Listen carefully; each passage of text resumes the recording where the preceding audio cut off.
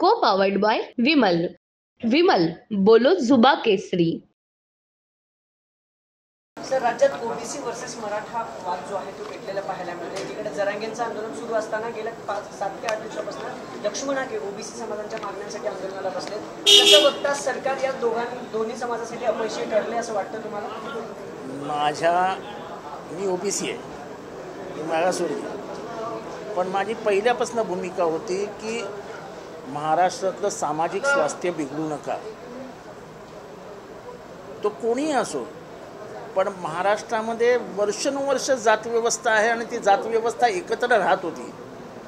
गावामध्ये मराठे होते, गावामध्ये न्हावी होते, गावामध्ये लोहार होते, गावामध्ये कसाई होते, तांबट होते, सगळेच होते गावामध्ये. वाणी होता, कुंभार होता. ही जी व्यवस्था चालत आली होती ती बिघडवण्याची कामं ह्या माध्यमातून झालं आणि हे सरकारनेच केलं. हे सगळं खापर फोडायचं असेल तर फक्त सरकार जबाबदार आहे. याला भडकव, त्याला भडकव, याला आग लाव, त्याला आग लाव, गेलं सगळं हातात नाही. काय आव्हान कराल ओबीसी समाजाला? नाही, माझं सगळ्यांनाच म्हणणं आहे की संविधानाप्रमाणे जे होत असेल ते होऊ द्या. उगाच कारण नसताना त्याच्यात ताण तणाव निर्माण होईल असं वक्तव्य कोणीही करू नये. सगळ्यांनी शांत बसून त्याच्यातनं मार्ग काढावा. आणि सरकारनेही उगाच अर्ध्या जणांना इथे पाठव, अर्ध्या जणांना तिथे पाठव, अर्ध्या जणांना हे बोलायला सांग, अर्ध्या जणांना हे बोलायला सांग, हे असलं करू नये. हे धंदे वाईट आहेत.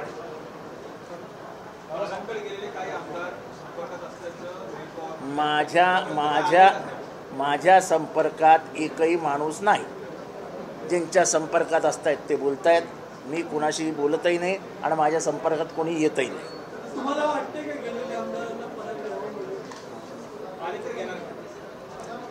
ही श्रींची इच्छा. राष्ट्रवादीला नेहमी आरोप होत आले या पक्षावर की मराठ्यांचा पक्षावर, पण तुमच्यासारखे ओबीसी नेते त्यात आहेत, यापूर्वी होते. पण आता जे राज्यात विशेष करून मराठवाड्याची clear cut Maratha versus OBC, सगळ्यांना अपेक्षा होती की आपण तिकडे जाल. म्हणजे स्वतः सुप्रियाताईंनी सांगितलं होतं आम्हाला, आम्ही विचारलं की तुमचं कोणी जाणार काय, ते म्हणले जितेंद्र आव्हाड जाते. अद्याप आपण गेलाय, जाणार काय? जाणार ना, मी का नाही जाणार. विधानसभेसाठी आम्ही सगळे दौरे करणार आहोत. राष्ट्रवादीच्या आजच्या बैठकीत प्रदेशाध्यक्ष पदाबाबत काही चर्चा? काही नाही, प्रदेशाध्यक्षाबाबत कुठलीही चर्चा होणार नाही. त्याच्यासाठी ही बैठक नाही. ओबीसी समाजाचा विषय काढला, भाजप पुन्हा ओबीसी कार्ड खेळण्याच्या तयारीत आहे का? कारण पंकजा मुंडेंना संधी द्या असं. भाजप कुठलं कार्ड कधी खेळेल, पण प्रत्येक वेळा 3 पत्त्याच्या डावामध्ये आपलेच एक्के निघतील असं काय समजू नका. ह्या जुगार खेळण्याची जी सवय लागली आहे ना, ती भारतीय लोकशाहीला शोभणारी नाही.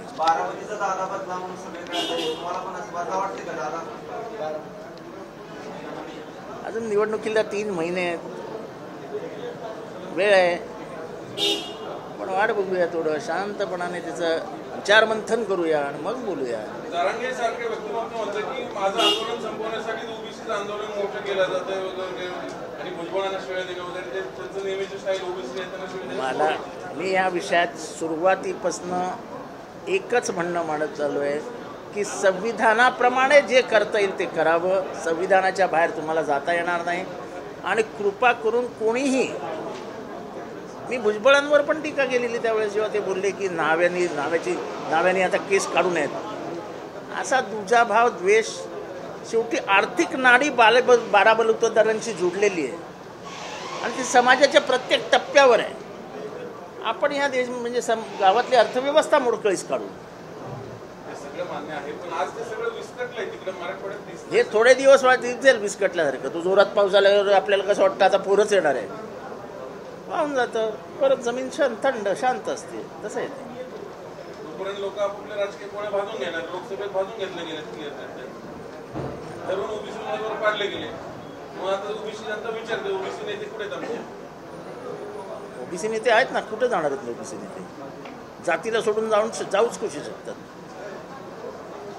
पण ज्याची भूमिका असते, माझी भूमिका आहे आणि मी भूमिका आज घेत नाही आहे. ज्या दिवशी हे सगळं सुरू झालं तेव्हा मी बोललो होतो की भुजबळ जे बोलत आहेत ते चुकीचं बोलत आहेत. असं आहे की ओबीसींचं आरक्षण हे कोणीच काढू शकत नाही.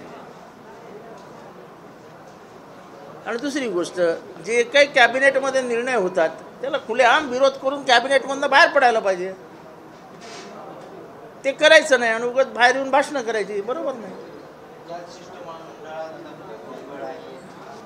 ते जाऊ द्या आता, हे ऐका, माझा समर्थन मी आता जाहीर करतोय.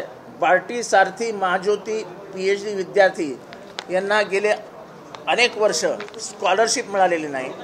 भिडेवाड्यापासून ते मुंबईपर्यंत चालत जाणार आहे. माझा या लोकांना पूर्ण समर्थन आहे. हे सरकार मागासवर्गीयांच्या विरोधात आहे. हे सरकार मागासवर्गीयांचं शिक्षण बंद करू इच्छितं. हे एवढी पोरं PhDला बसत आहेत, एकही पोराला फी मिळत नाही. ते जगायचं कसं, पुढे जायचं कसं? मागासवर्गीयांच्या शिक्षणामध्ये अडथळा आणणाऱ्या OBC SC ST तिन्ही म्हणजे या समाजातल्या 70 ते 80% लोकांच्या शिक्षणामध्ये अडचण आणणाऱ्या या सरकारचा मी जाहीर निषेध करतो. को पावर्ड बाय विमल. विमल बोलो जुबा केसरी.